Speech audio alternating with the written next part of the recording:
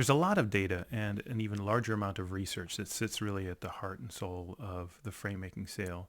But there's one piece of data in particular that the whole thing sort of pivots off of.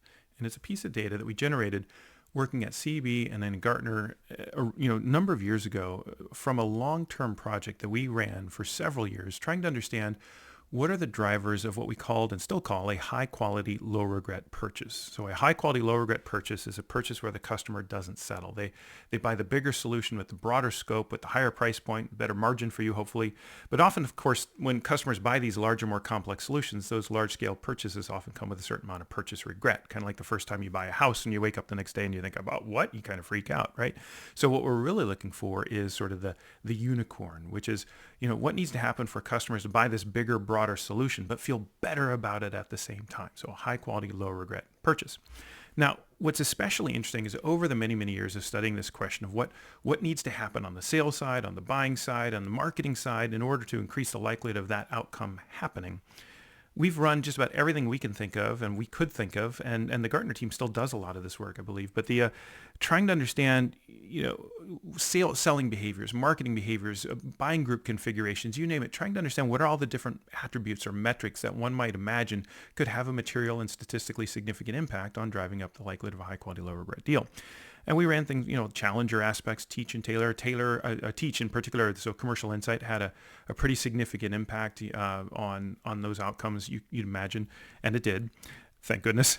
But the thing that really jumped out so dramatically is something that kind of got lost in the longer term story of all the research and everything that happened since then, which is there was one attribute that led to significantly higher, by far, significantly higher likelihood of a high quality, low regret deal. And by far, I know is not a super technical or researchy term, but we're talking by far, if this is everything else, it was this. It was, if everything else had maxed out, it's sort of like a 30% increase, an 80% increase. Some of the things in the challenger world were 120, 130% increase on driving up the likelihood of a high quality, low regret deal. But there was one thing that drove up that likelihood by about 980%. So it wasn't a 10% increase. It was a 10x increase. It was an order of magnitude. There was nothing else that came even close. And that was very simply the degree to which customers report a high level of what we came to call decision confidence. So in other words, a high degree of confidence in the decision that they're making on behalf of their company. And it stands to reason, and in fact is borne out in the research, that when customers are confident in this large-scale complex purchases they're making on behalf of their company, they're more likely to actually make the decision in the first place. And likely, just the flip side is equally true, when customers don't feel confident in the decision, they're going to choose not to choose. And so one of the things that I've been saying for years that really comes out of this is what it tells us on the sales, marketing, supplier success side is we need to do anything and everything that we can to ensure that we're running our entire go-to-market model, our entire product design model for that matter, I suppose, but our entire customer engagement strategy through the lens of customer confidence. What are we doing? What are we saying? What are we demonstrating? How are we behaving? How are we showing up in such a way that customers are more likely to feel confident in that decision that they're making on behalf of their company? Now, here's where the story gets really, really interesting. It takes a wild left turn, and which is what ultimately led me to write the book. Because what's interesting is that when you say the words that I just said, customers need to be confident in decision, many leaders, and particularly CEOs I find, will say, absolutely, this is why we need to do anything and everything we can to make sure customers are confident in our company. This is why we need to make sure customers are confident in our product, in our people, in our thought leadership, in our brand, in our delivery, in our service. We need to make sure that we're the thought leaders. We need to make sure that we're our customers' trusted advisors such that they're more confident in us than anyone else and they'll buy from us. And what's so interesting is once you dig into this data and this great big bar that says this 10x increase in the likelihood of a high quality, low regret deal, you find that's not what it's about at all.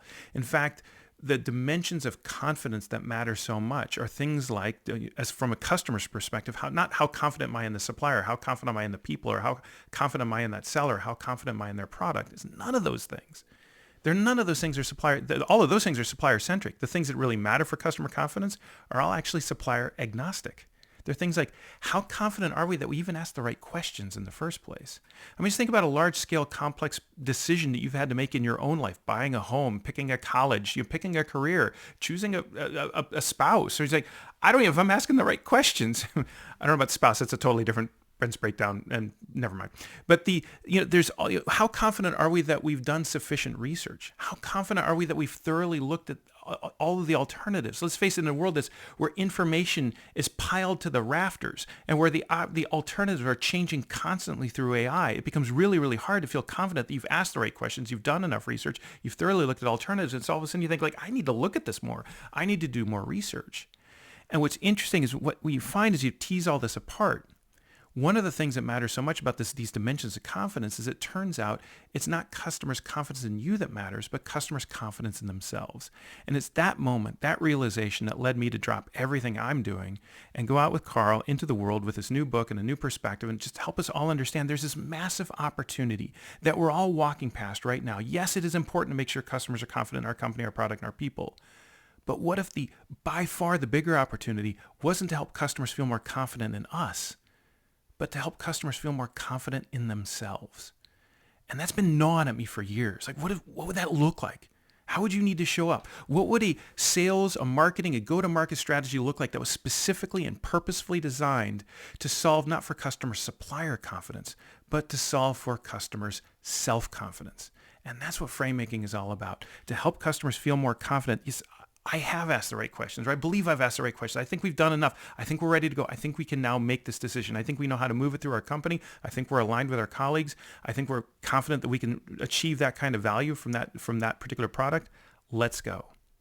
And I think that is the thing that we really need to solve for today, is to ask ourselves, what do we need to do to help customers feel more confident, not so much in us, but in themselves? And step one there is to understand what's undermining that confidence altogether. And that's really what the book is all about, is what's getting in the way of that confidence now, that self-confidence, and what can we do as outsiders to do something about it. And that's Framemaking.